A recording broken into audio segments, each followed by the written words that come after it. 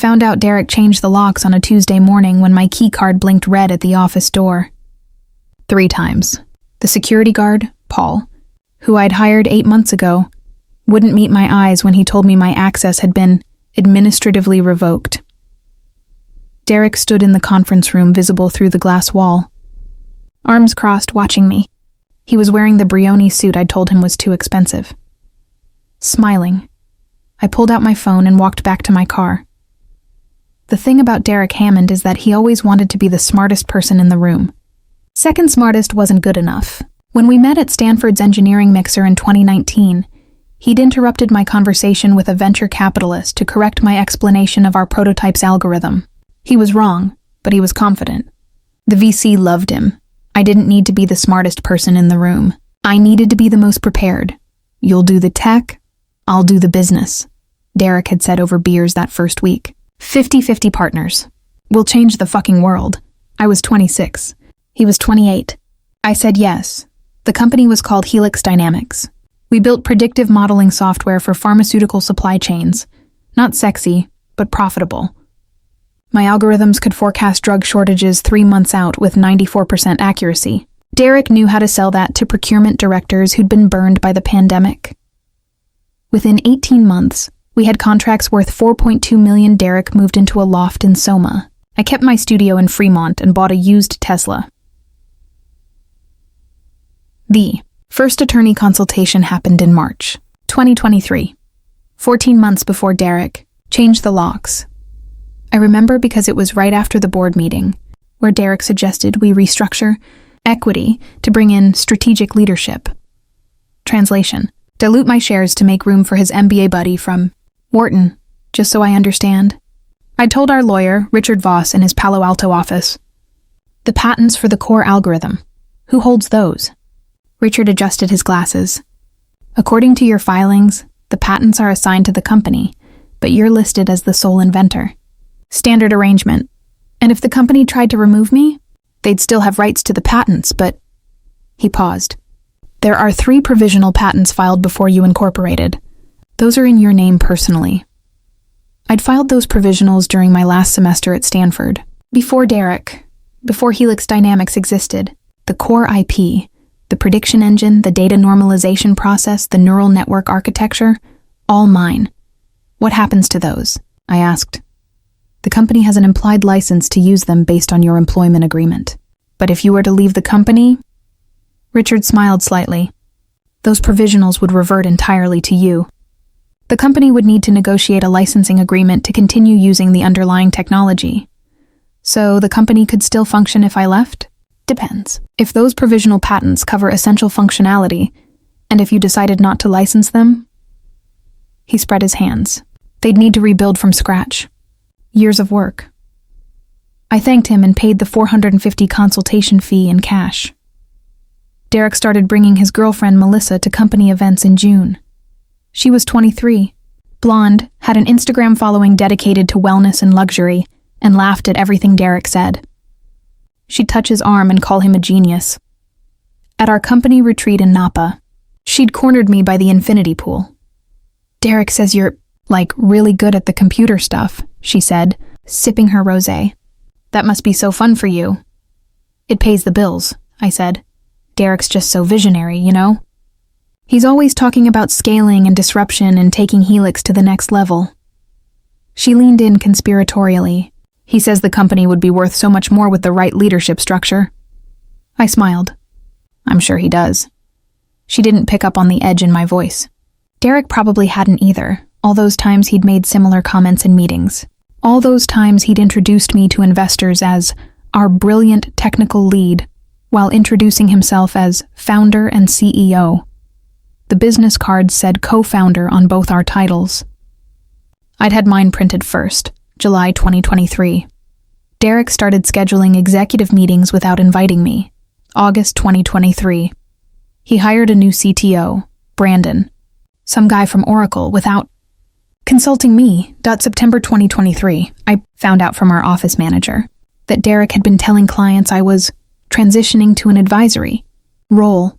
I wasn't transitioning anywhere, but I started making preparations. First, I contacted Jennifer Huang, a litigation attorney who specialized in intellectual property disputes. I paid her a $15,000 retainer. "Walk me through the patent situation again," she said during our first strategy session. I laid out the timeline. The 3 provisional patents filed in my name in April 2018, 8 months before incorporating Helix Dynamics. The full utility patents filed in January 2019, still under my name as sole inventor, but assigned to the company. The provisional patents covered the core prediction algorithm, I explained. Everything else we built was built on top of that foundation. Without access to that algorithm, the software is basically useless. And the assignment agreement you signed with the company only covered patents filed after incorporation. The provisionals predate the company. Jennifer leaned back. That's sloppy on their part. Your corporate attorney should have caught that. Derek's buddy from business school drafted our first agreements. He wasn't an IP specialist. Lucky you, she made notes. So legally, those provisional patents are yours. The company's been operating under an implied license, but you never formally granted them rights, correct? And if you were to formally withdraw that implied license, they'd have to stop using the technology or negotiate a licensing agreement, Jennifer smiled. It wasn't a friendly smile. It was the smile of someone who enjoyed her job. Let's make sure we have everything documented, she said.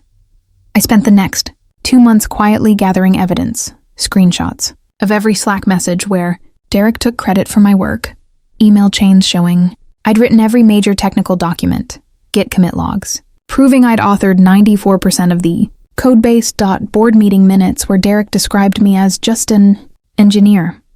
I created a detailed timeline of every technical breakthrough, cross-referenced with patent filing dates. I documented every client demo where I'd answered the technical questions while Derek handled the small talk. I also did something else. I started building. In my studio apartment, on my personal laptop, using my original provisional patent specifications as a foundation, I built a new version of the software. Cleaner code, better architecture, faster processing. Everything I'd wanted to do at Helix but Derek had said was unnecessary optimization. I called it Catalyst Analytics. I worked on it at night, weekends. Every spare moment when I wasn't at the Helix office, watching Derek preen and plan. By November, I had a working prototype. The second lockout happened in December, email this time. I was grabbing coffee when I got the bounce-back message. Your access to Helix Dynamics company email has been revoked. Please contact IT, I called Derek. Sarah, hey. His voice was casual. Too casual. Yeah, sorry about that. We're doing a security audit, rotating credentials. You'll get your new login tomorrow. On a Friday? It's been swamped. You know how it is. I didn't get new login credentials on Saturday or Sunday. Monday morning, I drove to the office. My keycard worked this time. He hadn't thought of everything yet. Derek was in his office. Melissa was there too, sitting on his desk, scrolling through her phone. We need to talk, I said. Melissa looked up. Oh, Derek's in a meeting. With his girlfriend? I smiled. I'll wait. Derek stood. Sarah, this isn't a good time. Make it a good time. Melissa left, heels clicking on the hardwood floor. Derek closed the door. Look, he said, I've been meaning to talk to you about your role here. My role as co-founder and CTO, Sarah. He sat on the edge of his desk, trying for gentle and landing on condescending. You're incredibly talented. Nobody's questioning that. But Helix is entering a new phase. We need experienced leadership. Brandon's been at Oracle for 12 years. He's built teams, managed products, dealt with enterprise clients. I built the product. You built a prototype. Brandon can scale it. Derek spread his hands. I'm offering you a generous package. 6 months severance. We'll call you a founding engineer on all our materials. You keep your equity. My 50% equity. He hesitated. Just a fraction of a second. Well, we'd need to discuss dilution factors given the new funding round. There it was. I see, I said. This is a good deal, Sarah. You could take the money, relax for a while, figure out your next move. Maybe work on something smaller, more your speed. He smiled. Not everyone's cut out for hypergrowth. I looked at him. Really looked at him. The expensive suit, the practiced gestures, The absolute certainty that he'd won. "I need to think about it," I said. Sure. Take the weekend. But Sarah?" He touched my shoulder. "This is happening either way. Just a question of whether you're on board with the transition or not." I went back to my desk, packed my personal items into a box, and left. I never went back. Derek, Dec 18, 2023. 11:47 a.m. Hey, have you thought about the offer? Would love to wrap this up before the holidays. Derek, Dec 20, 2023, 2:15 p.m. Sarah, let's talk. This doesn't have to be adversarial. Derek, Dec 22, 2023, 4:33 p.m. I'm assuming your silence means you're reviewing with an attorney. That's fine. My lawyer will reach out after New Year's. I didn't respond to any of them. Instead, I spent Christmas updating my provisional patents to full utility status, with detailed specifications that made it crystal clear. The core technology was mine. I also filed a trademark for Catalyst Analytics and registered a Delaware C Corp, and I reached out to 3 of Helix's biggest clients, the ones I'd personally onboarded, the ones who'd asked for my cell number because they trusted me more than Derek's sales pitches. January 2024 brought the lawsuit. Derek filed first. He claimed I'd stolen company property, violated my employment agreement, and breached fiduciary duty.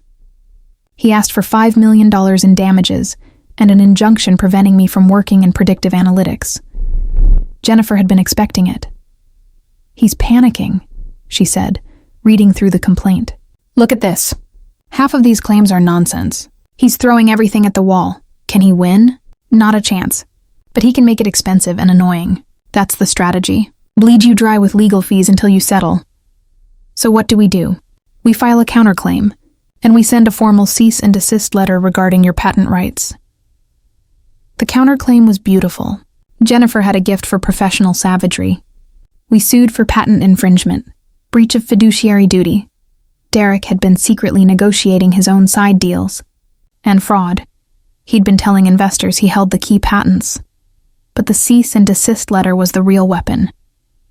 Dear Mr. Hammond, this letter serves as formal notice that Sarah Chen holds exclusive rights to U.S. provisional patent applications 62 XXX XXX 62 XXX XXX and 62 XXXX filed April 2018, covering the core predictive modeling technology currently utilized by Helix Dynamics.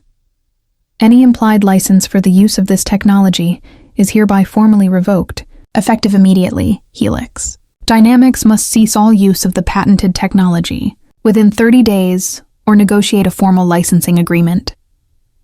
Failure to comply will result in further legal action. We sent it on January 15th. Derek called me 17 times that day. I didn't answer. The thing about building a company on someone else's technology is that you don't realize how dependent you are until it's gone. Helix Dynamics tried to continue operating. Brandon, the fancy Oracle CTO, tried to rebuild the core algorithm from scratch. He failed. Turns out 12 years of enterprise experience doesn't teach you machine learning optimization or pharmaceutical data modeling. They hired a team of contractors, burned through $200,000 in 6 weeks, still couldn't replicate what I'd built. Their clients started asking questions. Why weren't the predictions accurate anymore? Why were updates delayed? What was happening? Derek told them it was routine maintenance. The clients weren't stupid. I landed my first Catalyst Analytics contract in February. MedSource Pharmaceuticals, previously Helix's biggest client, $800,000 annual contract. We liked working with you at Helix, their VP of procurement told me over Zoom. When Derek said you'd left, we were concerned. Then we heard about the lawsuit and, she shrugged, we figured we'd rather work with the person who actually built the technology. Smart choice, I said. By March, I had 3 more contracts. 2 were former Helix clients. 1 was new. Catalyst Analytics hit $2.1 million in revenue in its first quarter. I hired 2 engineers, a sales associate, and a part-time bookkeeper.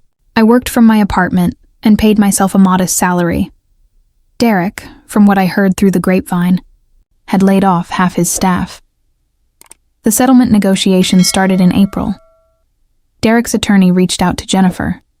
They wanted to talk. Off the record, just to explore options. They're bleeding out, Jennifer told me.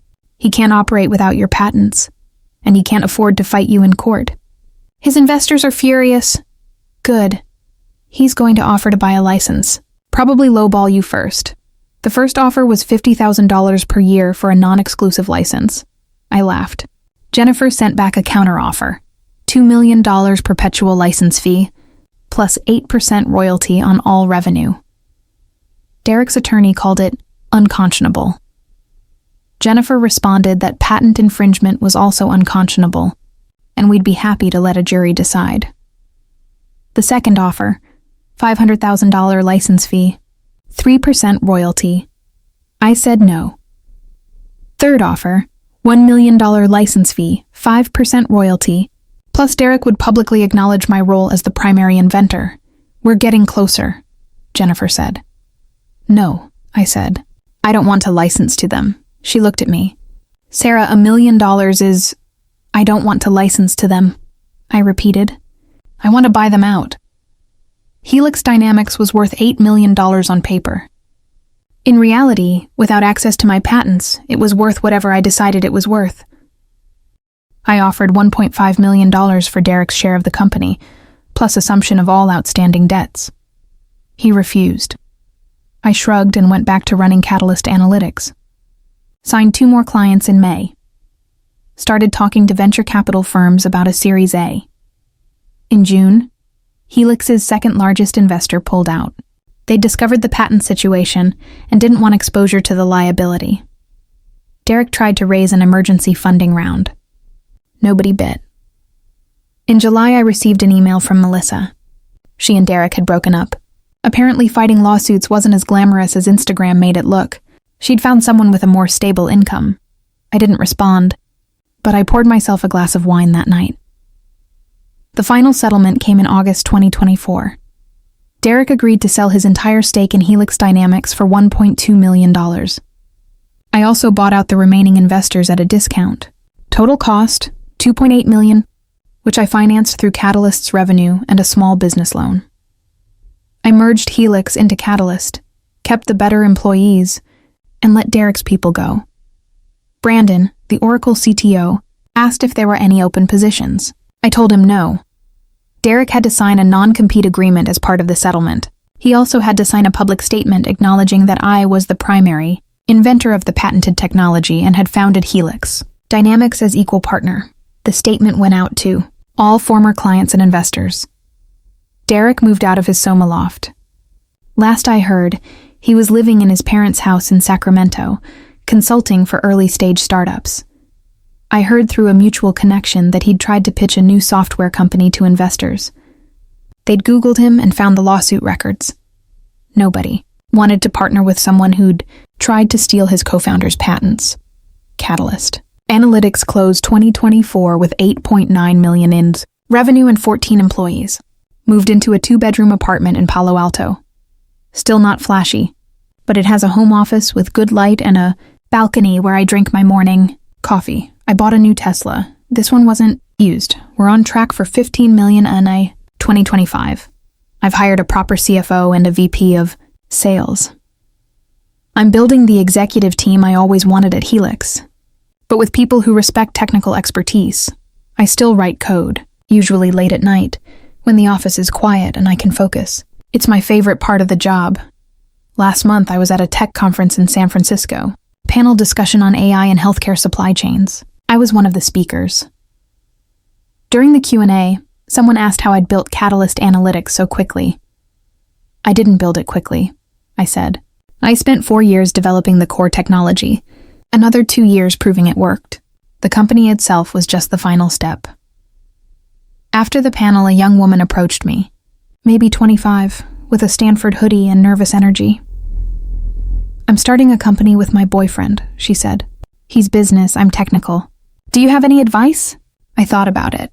About Derek and his Brioni suits, and his absolute certainty that business acumen mattered more than technical skill. About all the times he'd introduced himself as founder, while I was just our technical lead. About the patents filed in my name before he'd ever heard of the company. Get everything in writing, I said, And make sure your IP is documented and protected before you bring on any partners. Especially partners you trust. She nodded, taking notes on her phone. And one more thing, I added. Never let anyone convince you that building the technology is less valuable than selling it. They're both important, but only one of them is impossible to replace. She thanked me and hurried off. I went back to my hotel room and checked my email. 3 new client inquiries. A term sheet from a VC firm for a Series A. An invitation to speak at Stanford's engineering school. And 1 message from Derek. Congratulations on the conference appearance. You've done well. Maybe we could grab coffee sometime and talk about lessons learned? I stared at it for a moment, then I deleted it without responding. Some lessons you have to learn on your own. I'm 30 years old now. I run a company worth $25 million. I have 62 patents with my name on them. Some assigned to Catalyst, some still held personally. All properly documented this time. I still think about that Tuesday morning when my keycard blinked red, the moment Derek thought he'd won. The absolute certainty in his smile. He'd forgotten whose name was on the patents. People make that mistake a lot. They see a woman in tech, young and quiet, and they assume she's naive, replaceable, easy to push out. They forget that quiet doesn't mean weak. It means careful, and careful always beats arrogant. I'm opening a new office next month. 3 floors in a building with good light and a view of the bay.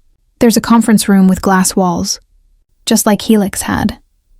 Sometimes when I walk through that room, I'll think of Derek standing on the other side, watching me get locked out, smiling, and I'll smile too, because my keycard works just fine.